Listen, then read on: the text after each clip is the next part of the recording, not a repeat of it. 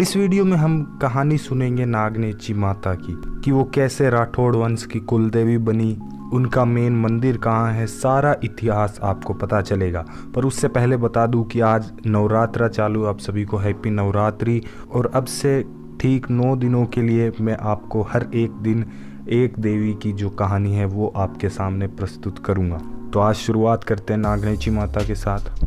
तो नागनेची माता जो है वो राठौड़ राजपूतों की कुल देवी है।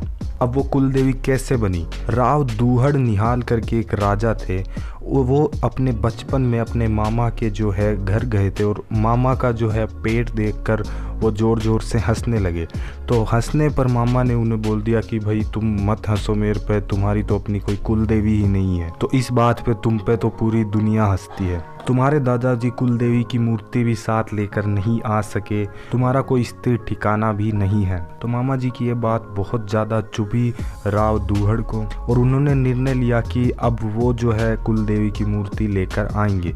लेकिन उन्हें पता नहीं था कि कुल देवी कौन है और उनकी मूर्ति कहाँ मिलेगी। तो एक दिन वो चुपचाप बिना किसी को बताए घर से निकल जाते, वो जंगल में पहुंच जाते हैं और उन्होंने अन्न जल का भी त्याग कर दिया था। वो बचपन की उम्र में थे, तो उनको देखकर देवी का जो है मन पसीज गया, और तब देवी उनके सामने प्रकट होकर उनसे पूछती है कि तुम यहाँ क्या कर रहे हो।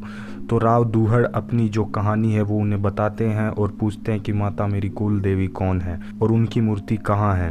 देवी ने कहा कि तुम्हारी कुल देवी का नाम चक्रेश्वरी है और उनकी मूर्ति कनौज में है, तुम अभी वहाँ नहीं जा सकते हो, जब बड़े हो जाओ तब वहाँ जाना।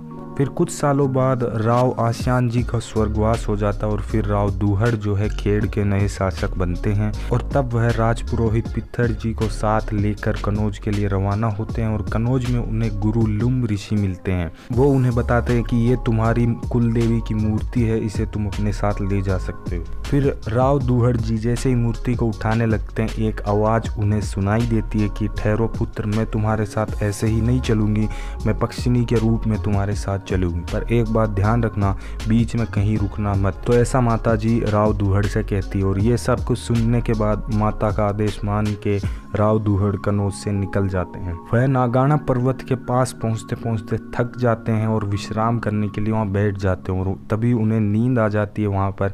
और जब वो उठते हैं तो देखते हैं कि जो पक्षिणी उनके साथ थी वो ऊपर नीम के पेड़ के ऊपर बैठी है, जिसके नीचे वो सो रहे थे।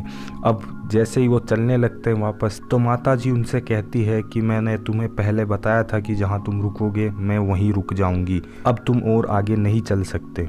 फिर राव दूहड़ जी पूछते हैं कि माता जी अब मेरे लिए क्या आदेश है। तब माता उनसे कहती है कि कल सुबह सुबह दिन चढ़ने से पहले अपना घोड़ा जहाँ तक संभव हो वहाँ तक घुमाना, वही क्षेत्र मेरा ओरन होगा और मैं मूर्ति के रूप में प्रकट होंगी। पर एक बात ध्यान रखना, जब मैं प्रकट होंगी तब तुम सारे ग्वालों से कह देना कि कोई भी गायों को जो है टोक ना लगाए, हाक ना लगाए, अन्यथा मेरी मूर्ति प्रकट होते होते रुक जाएगी। तो माता जी का आदेश सुन राव दूहड़ जो है गांव में सभी ग्वालों को कह देते कि अपनी गायों को कोई नहीं रोकेगा, वो जहां जाना चाहती है उन्हें जाने दिया जाए जब तक कि मूर्ति प्रकट ना हो जाए। तो जब सुबह होती है, राव दूहड़ अपने घोड़े को दौड़ा रहे होते हैं और मूर्ति जो प्रकट हो रही होती है उस वजह से पहाड़ों में और शोर काफ़ी ज़्यादा होता है, तो उससे गायें भागने लगती है दूर दूर।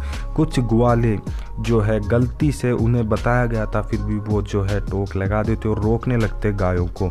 तो उसी के चलते जो माता जी की मूर्ति है वो भी रुक जाती है प्रकट होना, और वो कमर तक ही प्रकट होती है। और उसी अध प्रकट मूर्ति के लिए सन 1305 माघ पक्ष दशम संवत 1362 ईस्वी में मंदिर का निर्माण करवाया गया। माता चक्रेश्वरी नागाना में मूर्ति के रूप में प्रकट हुई, इसलिए उनका नाम नागनेची माता पड़ा, और आज के समय वो नागनेची माता के नाम से प्रसिद्ध हैं। और इस मंदिर के बाद जो है बीकानेर के स्थापक राव बीका अन्य राज चिन्हों के साथ इस मूर्ति को बीकानेर लाते हैं और उनके नए मंदिर की स्थापना बीकानेर में करते हैं। नागनेची माता का मंदिर आज के समय जालोर, जोधपुर, बीकानेर में है। तो ये थी कहानी नागनेची माता की। अगर आपको ये वीडियो अच्छी लगी तो वीडियो को लाइक कर सकते हो, और आपको कहानी जाननी करनी माता की तो उस पर मैंने पहले ही वीडियो बनाई है, आप मेरे चैनल में ओपन करके देख सकते वो वीडियो भी। धन्यवाद।